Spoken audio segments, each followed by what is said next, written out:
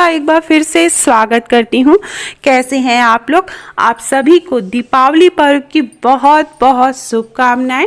इस वीडियो में मैं आपसे शेयर करने जा रही हूँ कि पिछली दिवाली पर मैंने संपूर्ण पूजा किस तरह से की थी दिवाली की, उसकी मैंने रिकॉर्डिंग करके रखी थी, वो मैं आपसे शेयर करने जा रही हूँ। पूजन सामग्री है, पूजन सामग्री की जो लिस्ट है वो मैं डिस्क्रिप्शन बॉक्स में डाल दूँगी। एक एक करके आप वहाँ से पूजा की जो सामग्री है वो डिस्क्रिप्शन बॉक्स से आप ले सकते हैं। साथ में मैं पूजा करते करते आपको पता चल जाएगा क्या क्या पूजा सामग्री की ज़रूरत पड़ती है। तो संपूर्ण पूजन विधि दिवाली की। तो सबसे पहले हम रंगोली बना लेंगे।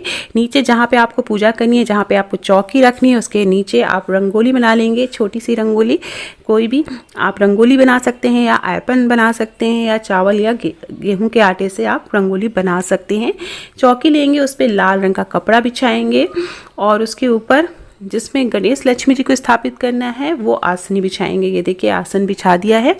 अब उसको गंगा जल से पवित्र करेंगे, आचमनी करेंगे, खुद भी पवित्र होंगे।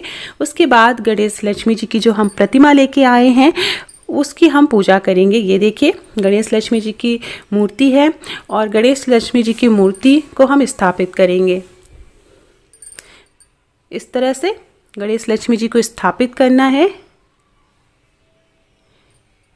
उसके बाद हम फिर से गंगा जल से मूर्तियों को पवित्र करेंगे। इस तरह से सच्चे मन से हमें प्रार्थना करते हुए गणेश लक्ष्मी जी की मूर्ति स्थापित करनी है। बहुत से लोग चांदी के गणेश लक्ष्मी जी की पूजा करते हैं, तो इसी तरह हम चांदी की गणेश लक्ष्मी जी भी स्थापित करेंगे। उसके बगल में हम कुबेर भगवान जी की प्रतिमा रखेंगे, धन्वंतरी भगवान जी की प्रतिमा रखेंगे।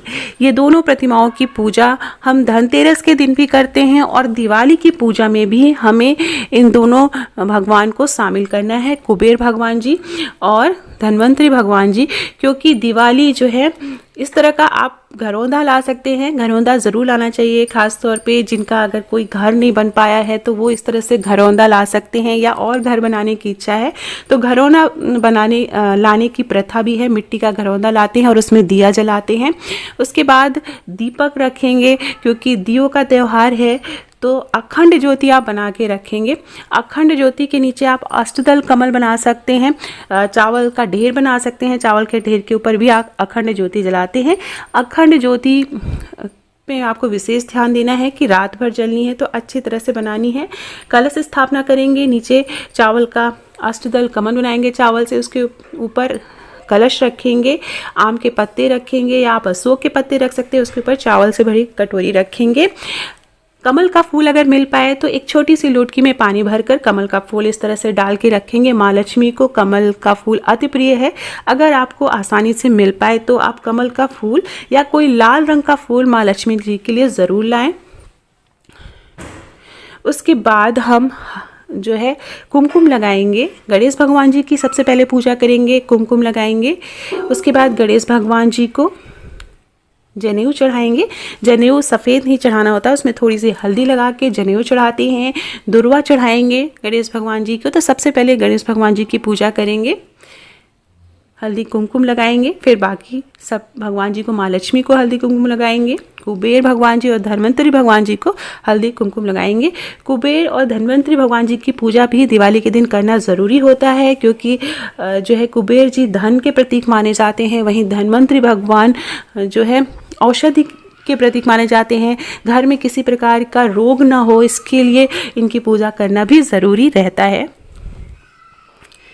तो सरल तरह से हमें पूजा करनी है। हल्दी अक्षत कुमकुम जैसे हम नॉर्मल तरीके से घर में पूजा करते हैं उसी तरह से हल्दी अक्षत कुमकुम लगाना है। कलश पे भी लगाएंगे। अखंड ज्योति जो हमने जलाई है उसमें भी हम हल्दी अक्षत कुमकुम लगाएंगे। फूल चढ़ाएंगे, फूल माला चढ़ाएंगे। गणेश भगवान जी और कुबेर भगवान जी को पीले रंग का फूल चढ़ाएंगे। ये गोरखमुंडी की माला होती है, हमारे यहाँ मिलती है, अगर आपके यहाँ भी मिल पाए दिवाली में स्पेशली मिलती है और ये काफ़ी दिन तक चलती है। ये इसका जो फूल है वो मुरझाता नहीं है। तो ये देखिए गोरखमुंडी की माला हम पहना रहे हैं गणेश और लक्ष्मी जी को। पीले रंग की माला भगवान धन्वंतरी और भगवान कुबेर जी को चढ़ाएंगे। अखंड ज्योति सच्चे मन से याद करते हुए जलाएंगे। फूल चढ़ाएंगे, अखंड ज्योति की भी पूजा करेंगे। बाकी और दीपक आप दिवाली है तो वहाँ पे आप जला सकते हैं, रंगोली बना सकते हैं, फूलों की रंगोली बनाते हैं आप वहाँ पे दीपक जला सकते हैं। धूप बत्ती जलाएंगे। तो इस तरह से बहुत ही सरल तरीके से हम दिवाली की पूजा करते हैं।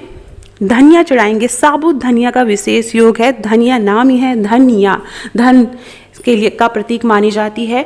तो साबुत धनिया, जो धनिया का बीज होता है, वो सभी भगवान जी को चढ़ाएंगे। भगवान गणेश जी को हल्दी की गांठ चढ़ाएंगे। ये एक उपाय भी है। हल्दी की गांठ चढ़ाने से घर में सुख समृद्धि बनी रहती है। कमल गट्टा चढ़ाएंगे। कमल गट्टा जो होता है वो कमल का बीज होता है, कमल के बीज से बनता है। तो कमल गट्टा ज़रूर चढ़ाएंगे माँ लक्ष्मी को। माँ लक्ष्मी को कमल अति प्रिय है, तो कमल गट्टा ज़रूर चढ़ाया जाता है। उसके बाद जो भी आपकी इच्छा हो, जो है पैसे हैं, चांदी का सिक्का ज़रूर धनतेरस के दिन खरीदते हैं और उसकी पूजा साथ में करते हैं। तो रुपए पैसे जो भी हैं, आपने अगर नई ज्वेलरी खरीदी हो तो वो पूजा में शामिल करेंगे इस तरह से। तो जो भी रुपए पैसे हैं उनकी भी हम पूजा करेंगे। उसमें भी हम हल्दी अक्षत कुमकुम लगाएंगे। माँ लक्ष्मी का प्रतीक माना जाता है। चावल की खीर ज़रूर बनाएंगे। माँ लक्ष्मी को चावल की खीर अति प्रिय है, तो माँ लक्ष्मी को चावल की खीर का भोग लगाएंगे। कोई मीठी चीज़ लगाएंगे। अपने हाथों से अगर आप कोई मीठा प्रसाद बना सकते हैं तो वो ज़रूर अपने प्रसाद बनाकर भगवान को भोग लगाइए। गणेश भगवान जी को, माँ लक्ष्मी को लड्डू, आपने कोई बाज़ार से भी मिठाई लाई है तो आप उसे भी चढ़ा सकते हैं। फल फूल चढ़ाएंगे। जो भी फल फूल आसानी से उपलब्ध हो पाए तो फल चढ़ाएंगे। तो इस तरह से पूरी चौकी अच्छी तरह से सजा देनी होती है और बहुत ही अच्छा त्यौहार माना जाता है, दीपों का त्यौहार माना जाता है। तो जो चौकी है वो आपकी जगमगाती रहनी चाहिए। नारियल ज़रूर चढ़ाएंगे, पवित्र माना जाता है। और जो भी फल चढ़ाएं, लेकिन अगर आप नारियल चढ़ाते हैं तो वो सबसे ज़्यादा शुभ माना जाता है। नारियल के ऊपर कुमकुम से स्वस्तिक का निशान बनाएंगे और नारियल चढ़ाएंगे। इस नारियल को बाद में आप चाहें तो लाल रंग का कपड़ा लपेट कर अपने लॉकर में रख सकते हैं। ऐसा माना जाता है कि आपका लॉकर कभी भी खाली नहीं होता है, धन से भरा रहता है। उसके बाद गोमती चक्र और कौड़ियाँ आप पूजा में ज़रूर शामिल करें। गोमती चक्र और कौड़ियों का बहुत विशेष महत्व है। माँ लक्ष्मी का प्रतीक माना जाता है और इन कौड़ियों की पूजा करने के बाद घर में जितनी भी चीज़ें हैं जहाँ पे आप धन रखते हैं, जैसे लॉकर है, आपका पर्स है, लेडीज़ पर्स है, जेंट्स पर्स है, वहाँ पर कुछ रुपयों के साथ इन कौड़ियों की 2-2 कौड़ियाँ डालकर उसकी पोटली बनाकर पर्स में रखने से कभी भी आपका पर्स खाली नहीं होता है, धन धान्य से भरा होता है। इत्र चढ़ाएंगे। तो इस तरह से जो पूजा विधि है वो तो बहुत ही सरल विधि है। जैसे हम कोई भी पूजा करते हैं उसी तरह से हल्दी अक्षत कुमकुम जो है, फूल माला, फल फूल, इत्र, ये सारी चीज़ें चढ़ाते हैं। खील बतासों का बहुत विशेष महत्व है इस दिन। ये खील बतासे अगर आप धनतेरस के दिन घर में लाए तो बहुत ही अच्छा होता है। ये जो छोटे छोटे खिलौने होते हैं चीनी के, वो वहाँ पर हाथी घोड़ा इस तरह से सजाते हैं, बहुत ही शुभ माना जाता है। तो इस तरह से हम दीपावली की पूजा करते हैं। उसके बाद सभी लोग घर में श्री सूक्तम का पाठ कर सकते हैं। माँ लक्ष्मी के 108 नाम का जाप कर सकते हैं। माँ लक्ष्मी के जो भी स्रोत हैं वो पढ़ सकते हैं। ये देखिए, ये मैं जो है कछुआ लेके आई थी, शुभ माना जाता है। तो उसमें पानी में डालकर इस तरह से शुद्ध करके रखा जाता है। तो ये सारी चीज़ें पाठ करके पूजा में घर के सभी सदस्य शामिल हों। उसके बाद गणेश भगवान जी, माँ लक्ष्मी की आरती करेंगे। आप चाहें तो कुबेर भगवान जो धनवंतरी भगवान जी की भी आरती कर सकते हैं। उसके बाद आरती करने के बाद इस तरह से दिया जलाएंगे और पूरे घर को हम जगमगाएंगे। उसके बाद शंख बजाएंगे। इसके बाद एक काम और करना होता है रात में, वो मैं आपको बताती हूँ। फिलहाल घर में जहाँ जहाँ रंगोली बनाई है वहाँ पे दिया रखेंगे। इस तरह से मार्केट में घंटी के आकार का जो है दिया मिलता है। नीचे एक बड़ा दिया जलाएंगे। तेल का दीपक जलाना है, सरसों के तेल का दीपक जलाना है। उसके ऊपर इसको इस तरह से ढक देना है और सुबह जो काजल बनेगा उसे सब लोग को लगाना रहता है। पूजा में माँ लक्ष्मी को सिंदूर और श्रृंगार का सामान भी आप ज़रूर चढ़ा सकते हैं। तो इस तरह से हम पूजा करते हैं।